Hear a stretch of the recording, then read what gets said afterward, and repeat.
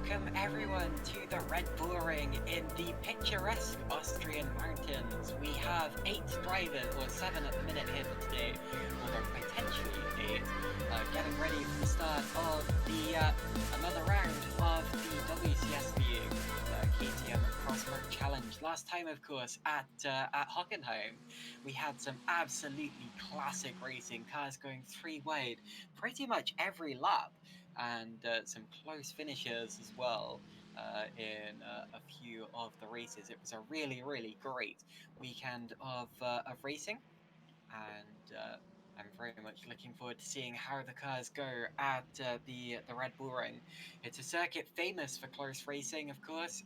We've had some real classic races here over the years. It's a driver's circuit. Pretty much everyone who drives this circuit says they enjoy it, and it's very easy to see why when you have a go in it.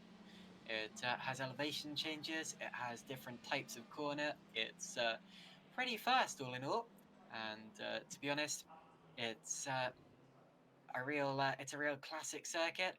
Of course, a lot of heritage here as well. It starts out as the Österreich Ring, a longer, more flowing circuit than the current one, although also a very dangerous circuit, and that's been modified over the years through the A1 ring, which it was known as in the late 90s and early 2000s, and then to the modern version, which returned to the Formula One calendar in 2014 and has been a stable part of it ever since, and will probably long continue to host international motor racing events, including the WCSLeague, which of course is going here today. So, WCSLeague KTM's out on track now, getting ready for the first qualifying laps, and just seeing how the circuit feels.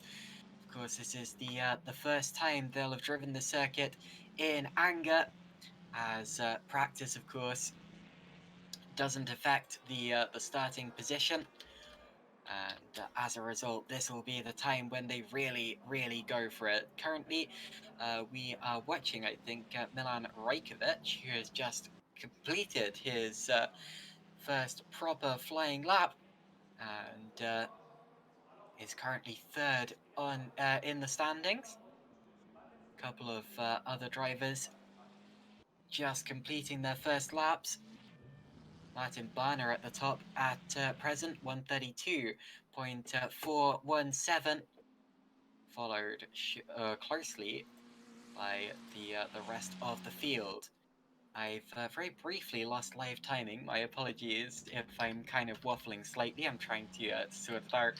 It should be okay, but we still have these wonderful pictures brought to you by Mike Pittman, who of course runs the WCSLeague competitions these days and does a very good job of it. And my live timing is really glitching out. That's okay. Well, I did have it sorted out earlier, I promise, but anyway, I'll do a bit of fiddling.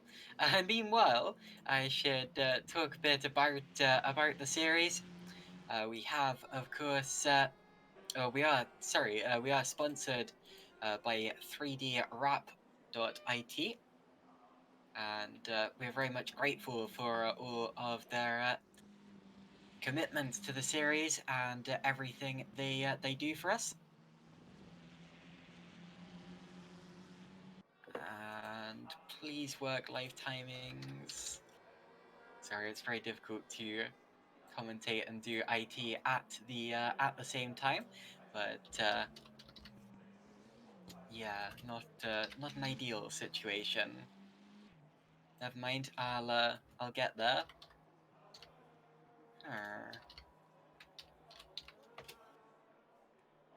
Okay, well this isn't going well.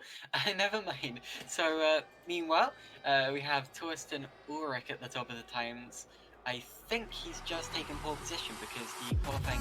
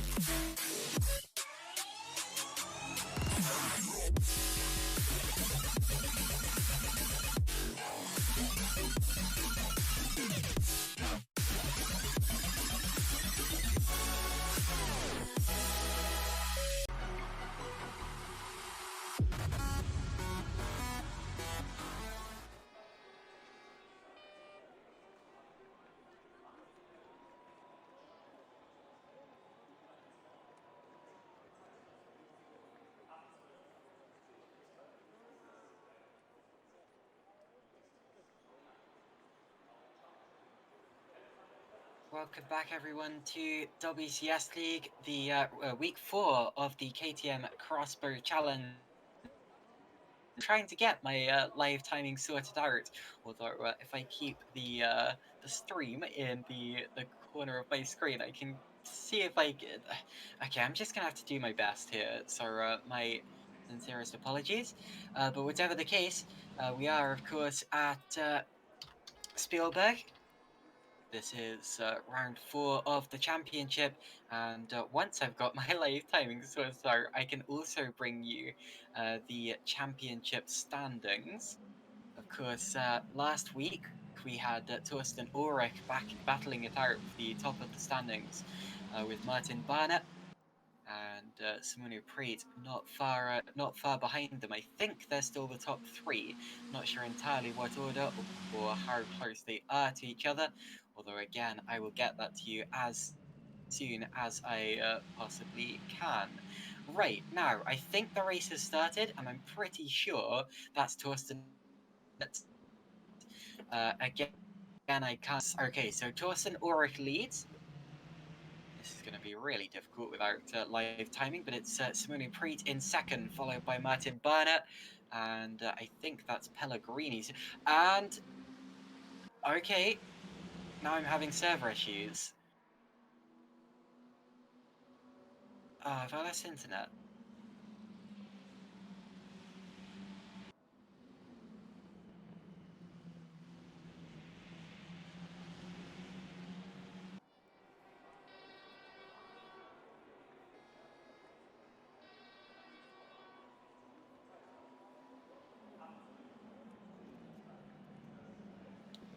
Hello? Okay, I believe I can be heard again. That's good. We're on to lap 2 now. Oh, you could hear me all along. Okay, my internet's being really weird. Right, we're on lap 2. We have Ulrich's still leading, and everyone else has disappeared. And now he's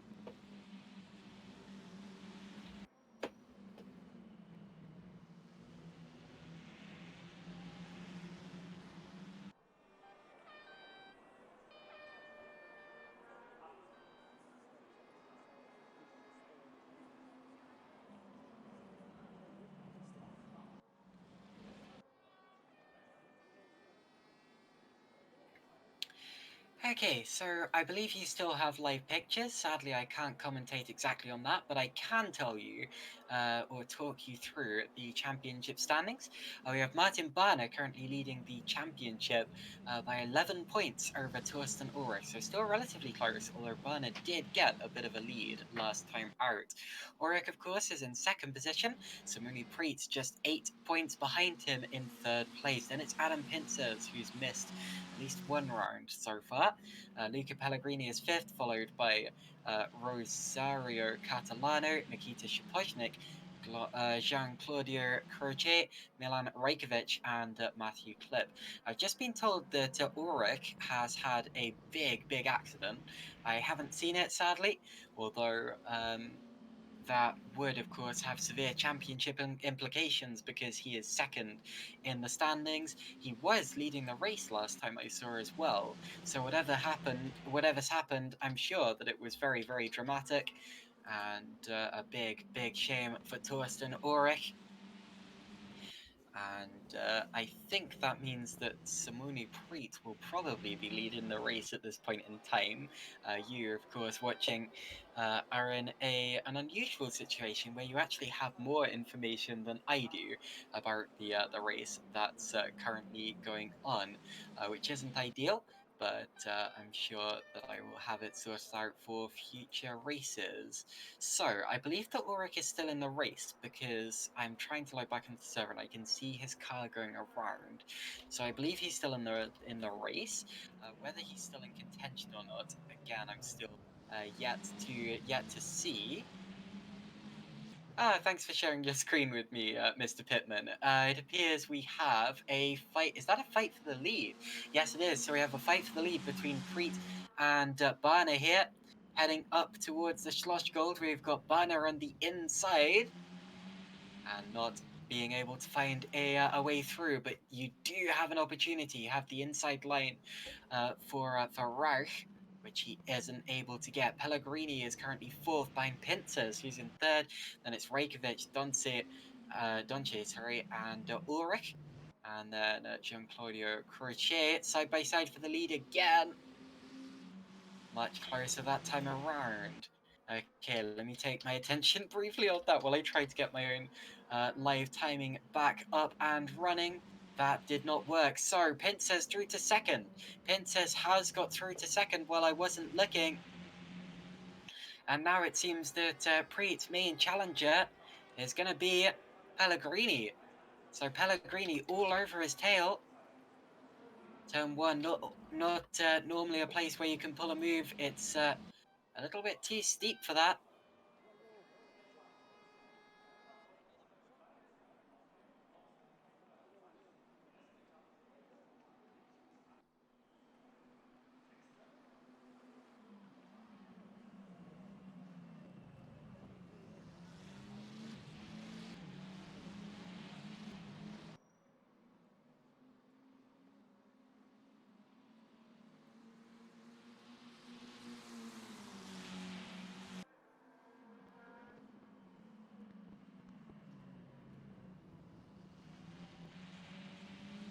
Okay, I feel like I'm dipping in and out of consciousness here. I am not being any help to the race whatsoever. So I think I should probably stop talking until I've got the technical issues resolved. So I leave you with this fight between, we have Barner in the red car, Preet in the yellow car, and Pincers in the first of the white cars. Enjoy the fight, and hopefully we will have commentary back for race 2.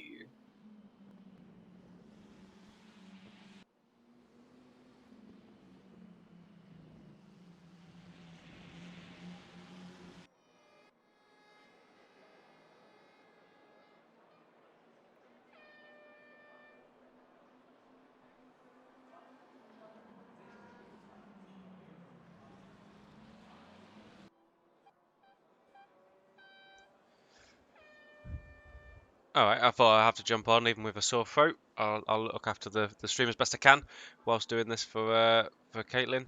If you just joined us there, you'll have actually just seen pincers going off on the first corner. I joined in just at the wrong time to see if he'd been hit from behind or exactly how or whose fault that is. But he's obviously dropped way down to the back of the order now. He might actually be out completely, I think. But he was in the battle for second, which has been a battle that's been raging. Top three really has been raging all race so far. There's only another 6 minutes of this to go. Second place at the moment. Right, heading into this hairpin side by side. I think it looks as though Luca Pellegrini is going to keep that position for now. Although he should still be okay on the inside of this one. So yes, but Simone Preet keeping him very honest there. Both of them just behind Barner in first. He's only, 1.5 seconds up the road. And we still have got Milan Racevic in fourth. Again, keeping him slightly honest in that he's basically in the same picture still. So any mistakes like that's a very, very wide line there by Pellegrini on that. And another as well, using everything. There can be appeals after the race. People can put in protests, that side of things. But yeah, so really, you got the top four there. That's looking like it's going to be the top four, but you can never quite know with these KTMs. If you've been watching any of our series, yes, there's not a lot of cars. There's only 8. Fine. Or 7 now, because Pinces is actually out. But there is 2 more races still to come. So he's going to have his chance yet. Don't worry. The battle for the lead is there now. Look how close this is. We're now half a second. If that he's on the bumper, he's going to dive on the inside now. Pellegrini on Barner. But Barner will have the inside line on this tight right-hander. It's who gets the best drive out of this. You can drive pretty well on the outside, but not like that. If you get a bit squirrely on the curb, nearly bottomed out. And actually, this has allowed us to have a top 3 battle again now. So Pellegrini ends up in that horrible position where he's attacking in front, but he has got to watch out directly behind. Yeah, okay. So we'll keep following these 3 because this is pretty much the race. There is a battle going on for 5th and 6th as Ulrich brings his way back through the field. He's now up to 5th. He has got a long way to catch up from there. He's about 15 seconds off this battle. But we've got, yes, 1st, 2nd and 3rd, blanket over them basically in these KTMs. Pellegrini not giving up at all. Obviously it's equal setups, so it's just on the driver's skill and potentially the lines they're using on this. Quick look back at 5th and 6th there where Mark... I'm going to murder some of these names, I'm afraid, but we'll jump back to the front again anyway. So Pellegrini still using that very wide line in comparison. I imagine if he does win this, a few will complain about that. But, you know, we'll enjoy the racing while we can. It makes good battles for us. So we've got 4 minutes still to go. Lap times here about 1.5 minutes, so they will get to finish the lap when they get round to it, of course. Yeah, what else are we showing here? Right, back up to the front again. Pellegrini goes right and then fakes and goes left to the inside. But he's going to do the same thing again. Where he's going to try to go around the outside of here. He's going to try and stick it around and stay on that curb. He's gone very, very wide and off track. And he's going to drive back, back in front of 3rd. Wow, that was no regard at all for the fact that Simon Preet was there at all. Just threw his car back onto the track. I'm not sure whether Preet had to brake exactly there. It was very close. They've actually just tapped into that corner, though. So, yeah, he will not be pleased. He's going to try on the inside of here, but he's going to be on the outside for this further corner, so he might wait it out. Looking at it, if I was him, I'd probably sit behind for a minute, just for, half a lap, because Luca seems to be bumping over those curbs as well, horribly there. He does seem to be a little bit more reckless. Mistakes can happen. Or especially as he gets a bit more desperate himself and makes that dive for Barner for the lead, which he's looking like he's going to try and do again. He goes very wide onto that again. Much wider line than Barner. Barner's a much tidier, safer look of driver, I would sort of say. But I mean, look at that. We've got 2.5 minutes of this left, so we're probably going to get 2 laps. Including this one we're just starting. Pellegrini now on the inside for the lead, though. Should be able to get that done if he can get it stopped. Or he goes horribly wide, but then dives back on and he's going to try and keep that position. They will not be pleased with all the extended track limits he's been using there. But it does allow Preet to now be on for a 2nd place as well. And he's going to dive up the inside. And as is Barner on to 1st. Oh, and all 3 into 1 does not work, lads. Doesn't work. They're actually weird. Oh, and then Luca does another horrendous rejoin and dives straight into the side of Barner. I know these cars can take a bit of a bashing, but that's really not the way to do that. This is still going to keep going for another lap and a half. All 3 of them are touched now. Pellegrini diving up that inside as well. And Barner will just cut back, but he cuts back in front of Pret. I mean, 3 wide again. Luca will have the inside on this, but there's a little tap there from Barner, and he then cuts off Preet as well. I mean, it's great fun from us. Don't get me wrong. Luca will cut that on the inside again, no doubt. Barner is glued to the body there. In fact, he's pushing him along twice now. He's tapped into the back of him. He's looked one way. He's going to go around the outside into this. He's just going to get himself a good run, I think, is more what he's looking at here. But Luca does that horrendously wide line once more. Taps the inside curb there, though. Okay, welcome back everyone. My sincerest apologies for all of that. I think I know what the problem was, but it has been sorted. So, we're back to this fantastic scrap onto the final lap of the race. Pellegrini now leading, followed by Barner and Preet. I have no idea how that's happened, although I'm looking forward to watching back the footage later and trying to piece together this mad race. Pellegrini leading from Barner, Preet, Reykjavik, Ulrich, Dondecambi, Croce, and Pincers all the way down in 8th. I presume something happened with him that you've seen that I haven't. So, the top 3 still fighting on the final lap of the race. Preet has a great run there out of Rauch and towards the Schloss Gold. He's on the outside. Oh, Barner's lost it. Barner has lost control. He's on the gravel, and they're both in the gravel. He's taken Preet with him. It looked to me as if oh, and Preet spun again into the barrier. That's going to cost him a lot of time and a lot of positions. Looked to me as if Barner just lost control all by himself on the brakes, possibly trying to avoid Pellegrini, possibly misjudged his braking zone, and as a result, that's ended up costing them both a lot of time, and that is going to be the victory for Luca Pellegrini as the time ticks to 0. It's pretty much all over, just a couple of corners to go, and Luca Pellegrini wins race 1 here at the Red Bull Ring. With Milan Rajkovic in second. Pincers there obviously doesn't want to do another lap. He's waiting for them to cross the line so he can put the power down and cross the line himself. Rajkovic finishes second in all of that, followed by Barner third, then Ulrich and Dondecambi, and then Preet, Croce, and Pincers. And that is the final order here at the Red Bull Ring for race. Advert break, and then we will be immediately back for race 2, where we will have commentary the whole way through.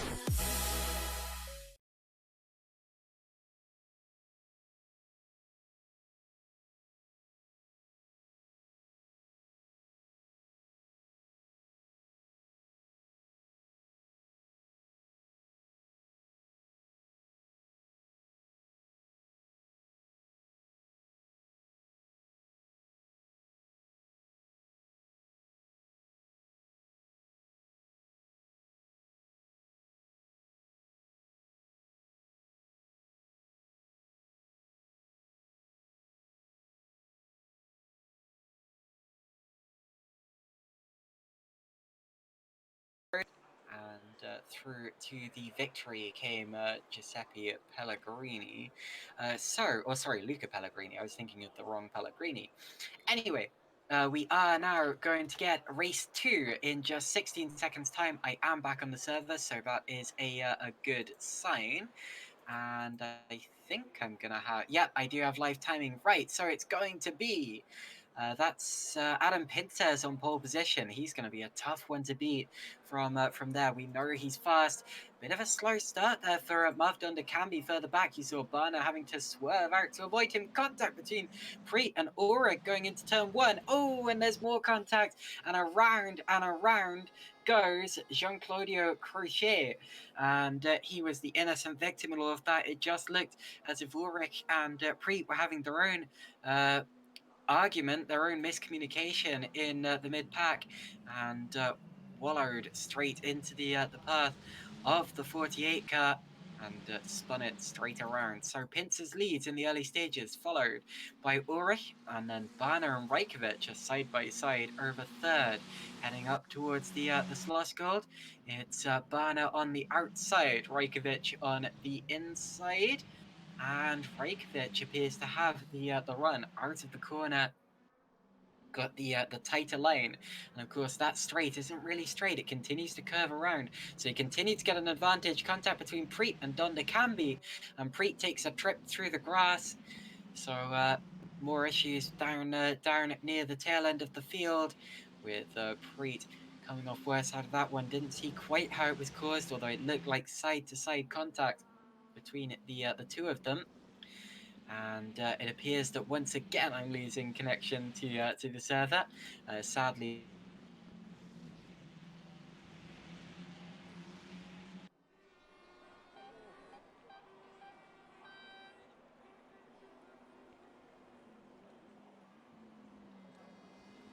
Yep, that's going to happen a lot today. Okay, right. So I'm back. It's still Pinter's leading, followed by Ulrich. Then Reykjavik. I've lost connection again, haven't I? I think you can probably.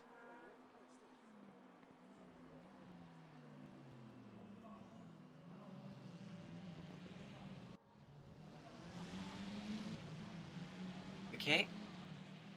Right. Okay. Oh.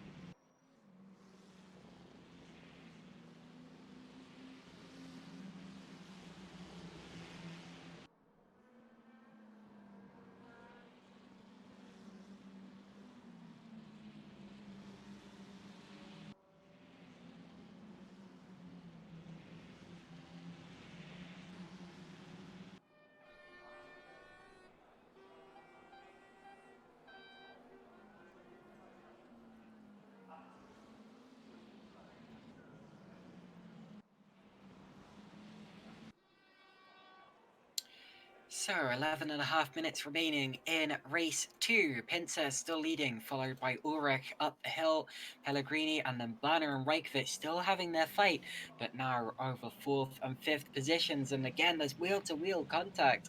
Banner on the inside, and Reykjavik appears to have been.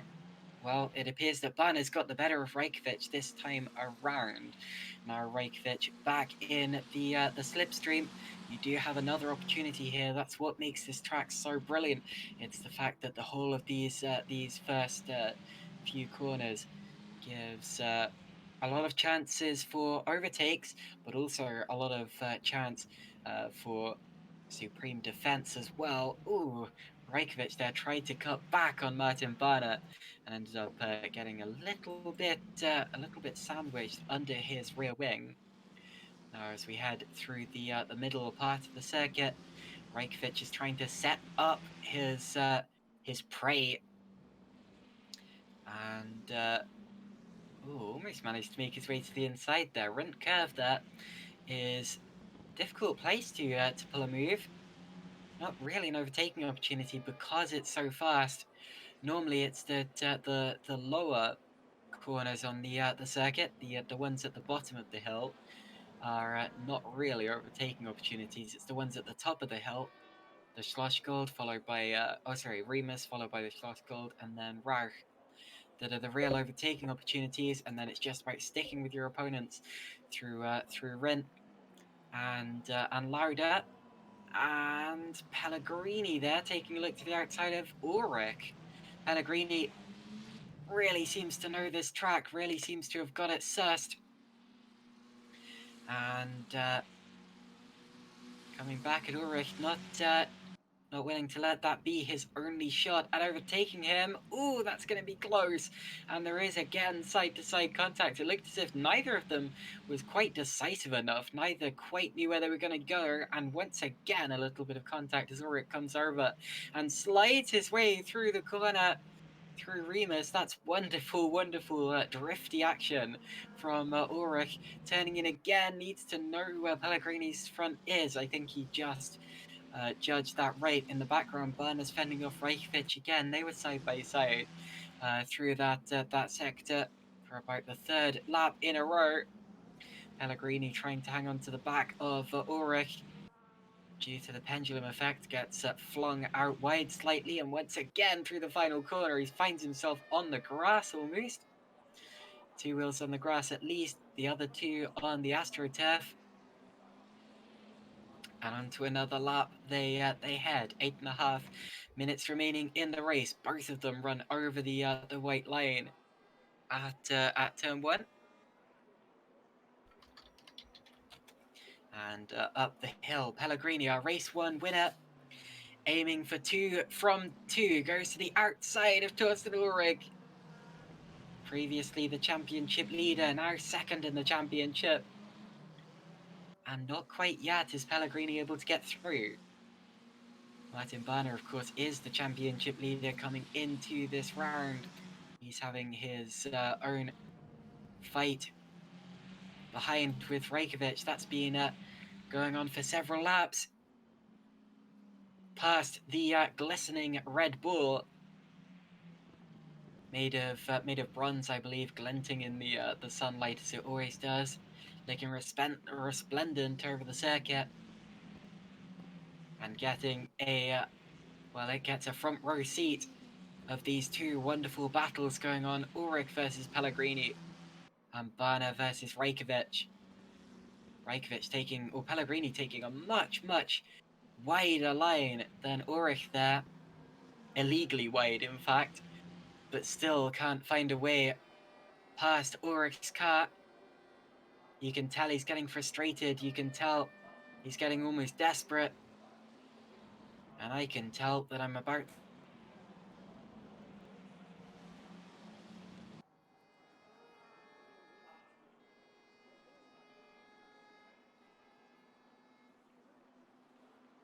Okay, there we go. Right, got it back. That was only a brief glitch. Pellegrini now to the outside of turn 2. And if he can hold on there, he may get the run down the straight. Almost gets forced onto the grass. Goodness, that was close. And now to the outside again. This is the Slosgård. This is one of the best overtaking opportunities on the track. And one of the best places for switchbacks as well. Oh, so long as your opponent doesn't do that, so long as he sees you coming. And Ulrich, they're very aggressive on the defense. We've seen already this year that Ulrich can be. And that was a little bit robust there, but they both managed to keep it on the road, pointing in the right direction. I believe Ulrich was penalised last time for his contact with Simone Preet in race 2. And needs to be careful to avoid something like that happening again. Also, Pellegrini needs to be careful not to pick up a track limits infringement here, running wide so much. But it's okay, I don't think he's gaining any advantage at this point in time, because all the while he's doing that, it doesn't really matter so long as he is still stuck behind Torsten Ulrich. Which indeed he is. And look how wide they both run at turn 1 there. Almost had to pay to get back in again. And as they head up the hill, Pellegrini again to the outside. Now the switchback is imminent. And that's a beautifully executed switchback. Textbook. Of course, the switchback is when you take a wider line in and a tighter line out to get the momentum, to get the drive past your opponent. And a combat for it, of course, is when you have the overspeed at the end of the straight and can pull your own switchback like that, like Torsten Ulrich has just done spectacularly. Oh, and there we go. That's Pellegrini running straight into the back of Ulrich, misjudging it. and spinning across the road.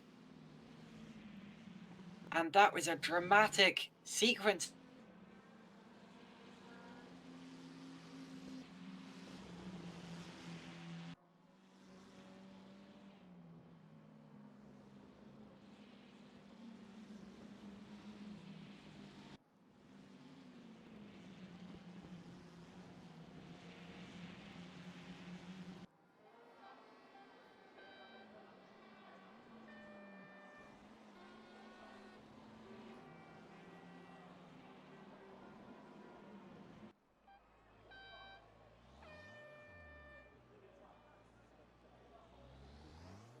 And I do wish that my internet would stop doing that. I am trying not to keep talking about it, but it's very difficult when I keep having to update you on the fact that I can't see the cars every 2 minutes.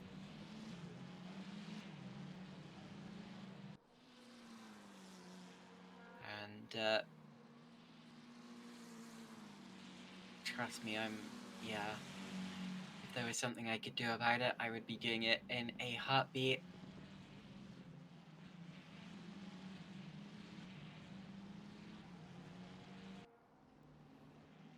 Okay, let's try that again. Right. So, Torsten Ulrich still in second place. Pellegrini lost roughly 3.5 seconds in that incident, although somehow didn't find himself behind Martin Barner. So still Pinces leading, followed by Ulrich, then Pellegrini, Barner fourth, and then it's Rajkovic, Preet, Dondekambi, and Crochet. The 8 drivers that we have here. So good to have 8 drivers. We had 6 last time out, and even with 6, it was fantastically exciting.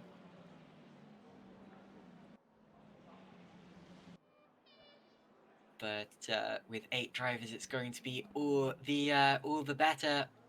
We still have one race to go after this one, and again, we're going to have a partially reversed grid. And with the quick guys finishing at the front, unlike of course when Adam Pinces finished last in race 1, it means that the reverse grid's going to mean more. It's going to have a larger effect, and it's going to cause more of an unpredictable grid. Meanwhile, Spooner Preet there has had another incident. I saw him out of the corner of my eye getting very, very sideways, and I think he's bounced off the wall there at the top of the hill, and he's now down in 7th position, so lost ground to Dondekambi, who got through into 6th, and Preet not having a good day. Sadly, he's been a little bit prone to spinning so far this season. He had a spin in all 3 races at Brands Hatch, and he's also had a couple of spins at Hockenheim as well, despite consistently being probably the fastest driver on the grid. Just needs to work on that consistency, just needs to work on not making mistakes like that, although mistakes like that are so easy to make, especially if it's not your kind of car or not your kind of setup. Yeah, it's very difficult.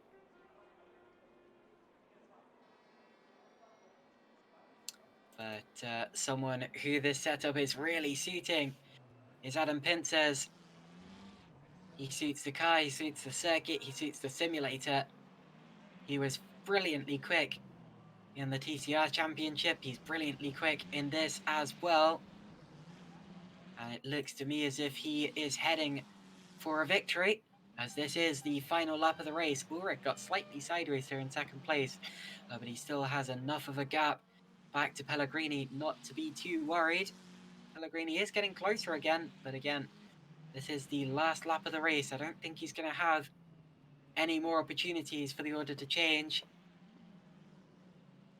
Incidentally, Pellegrini does have the fastest lap of the race, so he's really, really going for it.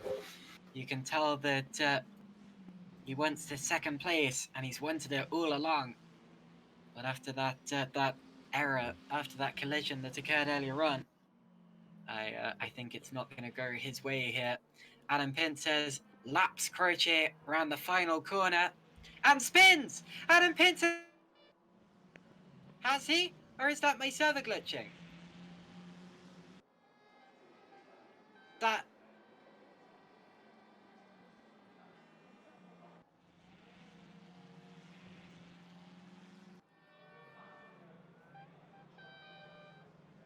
Update you on what's going on here. Okay, the race is over. Who won? I may be raising tension for completely the wrong reasons here. I've lost connection to the server. Okay, I'm being told that Adam Pincers won. So the spin that I... Okay, we're going to an advert. Sorry, we will be right back.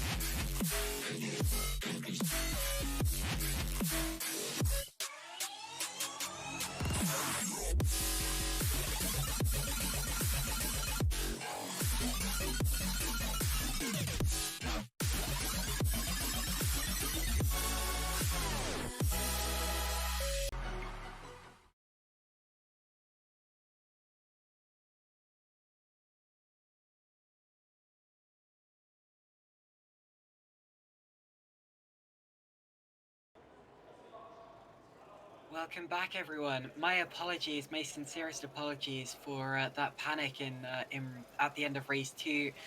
Pincers did not have a spin. It was just my internet once again, and yeah, trust me, I am as frustrated by this as I'm sure you are, and I'm sure I'm just really sorry about this, and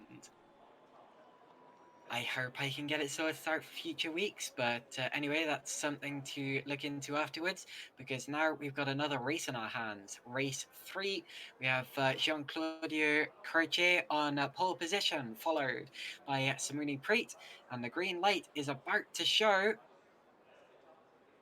And it's go! Away we go. Once again, a bit of a slow start further back there. That's Don de Camby dropping back through the field, causing a bit of a bottleneck. But it looks as if it's going to be Preet leading into turn 1. Little bit of contact, little bit of jostling, but everyone just through cleanly. Someone getting a bit of air over the curb. I think that was Pellegrini, but keeping it under control. Rajkovic has had a good start. He's up to second. Barner's up to third. And Croce from pole is down to 4th position already. Croce getting a bit close for comfort, 3 wide, and a little bit of contact with Ulrich coming up the inside and getting through into 3rd position through that. It was robust, but it worked. So Preet followed by Barner, then Ulrich. Side by side in the background are Pincers and Pellegrini. Those two have been rivals with each other all the way through the event so far today. And on the inside now of Rajkovic as well is Pellegrini. Rajkovic in the gravel. Rajkovic bouncing through the gravel. He might be last by the end of this corner. He'll feel that he got forced out wide there. He is last now. Down in 8th position. And I think that was just an unfortunate set of circumstances for him there, to be honest. And oh, and he's lost it. Rajkovic, or at least I think he's lost. Yep, he has lost it. That's not just my internet. He's been into the barrier.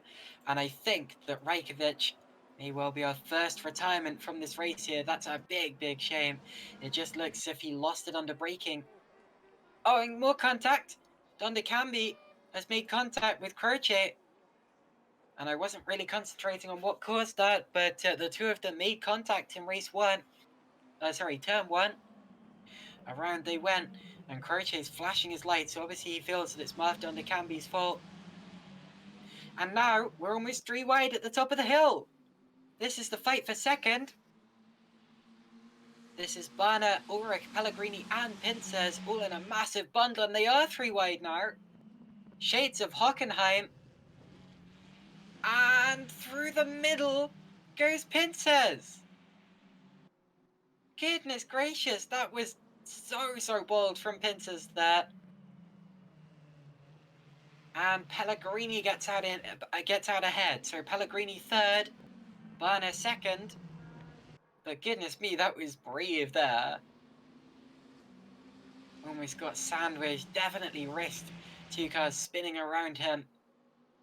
And now goes to the inside again of Pellegrini. Pellegrini gets over the curb, gets a little bit of understeer. This is supreme bravery so far that we're seeing from Adam Pinces. A wonderful attacking drive, but he's not got a good run out of that final corner. And behind him, Ulrich wants to pull out of the slipstream, but there's a car there. It's Pellegrini. And got a little bit snookered. And they both go wide. Oh, and Ulrich rejoins sort of unsafely into the side of Pellegrini. That could have been a lot worse. But it's okay. Again, they keep control. No harm, no foul. Ooh, that's wide. That's very wide for Pellegrini. Oh, that's a big whack. Returning the favour almost for Ulrich's whack at turn 1. And Ulrich gains that 4th position. Pinces getting a little bit squirrely on the back of Barnett. Suddenly found a car in his face as he turned in for turn 1. Turn 3. That's the accordion effect taking place to Concertina. As I think it only counts to Concertina when there's 3 cars involved, but I may be getting that completely wrong. Just 10 minutes and 30 seconds we have now until the checkered flag of race 3. And still, we have a ferocious battle for 2nd, 3rd, and 4th positions here. Pellegrini 5th as well, also in the fight. Slipstream, of course, pretty effective in these cars. They're low.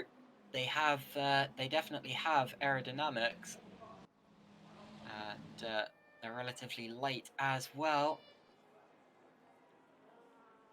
And of course, because they're all the same shape, it means they make a very nice, very even hole in the air for the car behind to run through.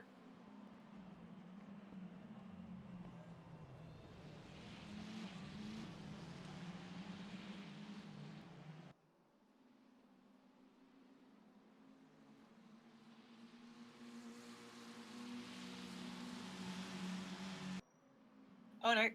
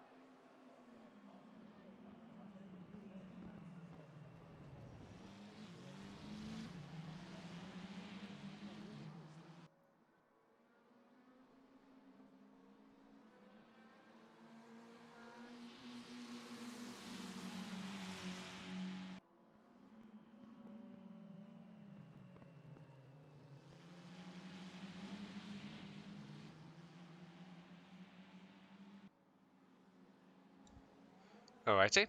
Seems as though I may have to try and do this myself again until Caitlin makes her return.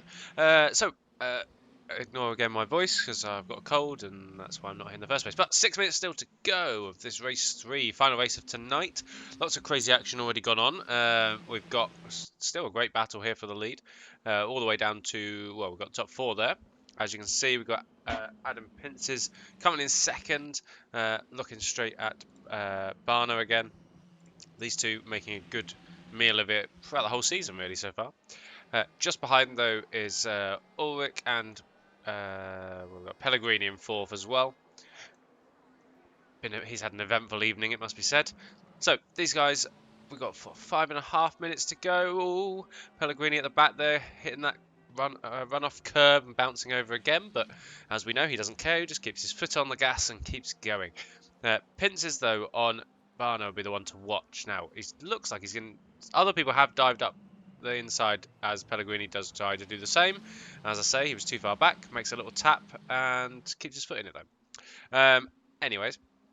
So, Pinces, though, is not quite that kind of driver, so I think we'll see him spend a lap or two, or maybe just a lap, trying to get on the back of him and make his move. Pellegrini dives again. Okay, so update. We now have Martin Barner leading, followed by Adam Pinces, Luca Pellegrini, Torsten Ulrich, Merv Dondecambi, and Jean-Claudio Crochet. I see we've lost Preet and Rajkovic. Ulrich then muscling his way past Pellegrini, making his intentions very clear indeed, that. Pinces now right on the back of Martin Barner for the lead of the race with less than 4.5 minutes to go. Pinces would love to come away with from this with a double victory. Barner would feel a bit disappointed not to have come away from today with a victory if he didn't. Slight context in the background there. Ulrich going defensive from Pellegrini. Going very defensive. And you know that when Torsten goes defensive, he gets aggressive. Pellegrini attempting to get a better run up the hill. Does so, using a little bit of the track and more. Up towards turn 2, parking to the outside line. Oh, selling him the dummy. And going through, is he? Oh, Ulrich's muscling him off the road. And they rub wheels all the way down the straight. Senna and Mansell vibes there. Wow. And Ulrich's going to lose it, is he? Great save from Ulrich, but he's lost a lot of time with that. Flick the car sideways in the braking zone. Oh, and runs into the back of Pellegrini. Pellegrini in the gravel. And spins. And that's a really disappointing way for that fight to end there. I think I saw it coming, to be honest. Those two were being so aggressive with each other for so long. And I think something like that, while it looks silly, it was pretty much inevitable. Well, it was silly, really. You don't race like that. But anyway, Ulrich continues in third position. Barner and Pinces still fighting over the lead of the race now. Pellegrini did manage to continue in fourth place, so he didn't lose any places. Still ahead of Dondecambi and Croce. And still in with a chance for podium if something happens to someone ahead of him. Pinces now to the outside of Barner. Into turn 2. And up towards the slush gold now. They're going to still be side by side. This is where the track feels like the sea. It has waves in it. And you never know quite who's going to have the advantage in the slush gold. It's all about bravery here. Around the outside goes Pinces.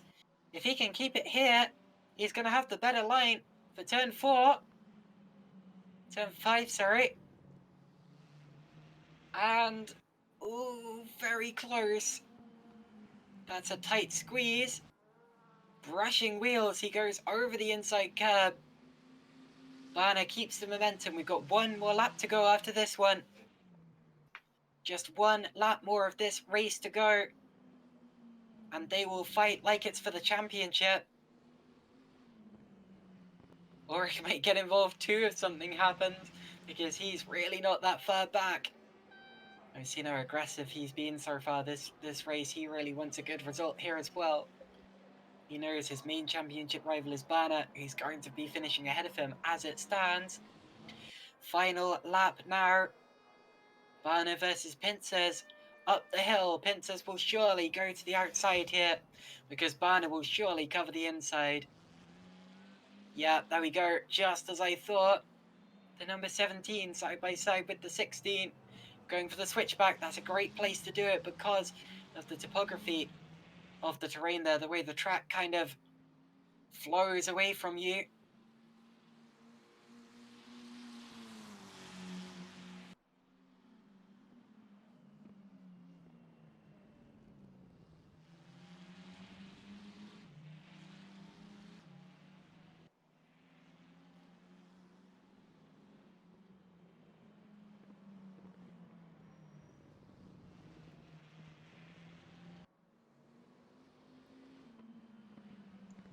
Okay, as the clock tips over to 0, we are on. This means this is the final lap, and we're nearing the end. So Adam Pince is right on the back still of Barna, and if Caitlin comes back, she can take over. But we are literally at the final corners to the end of this race, and I don't see there being anywhere that this can change.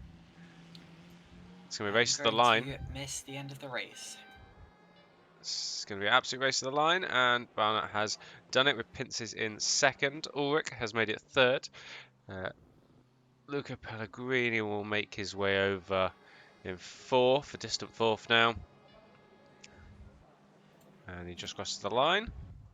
Then we go to, where do we go? Fifth place. Sometimes these things happen. For Mark Donakevi. Sometimes things don't go to plan technically. But on track, we've had some fantastic racing today. And it was... Oh, who won that? I think Barna managed to hold him off. Indeed, he did. It was close through the final corner, close along the straight, but Barna won the race by less than half a second from Pinces, then Ulrich Pellegrini. And the rest of the field following through. So, if you want to get involved with WCSLeague, we have an iRacing tournament starting tomorrow night. Master MX-5, completely free, free circuits, free entry. And so long as you have iRacing, that means it is all completely free. We will be starting with Lime Rock Park, and then heading to Tsukuba, Laguna Seca, Summit Point, Okayama, and the Charlotte Roval.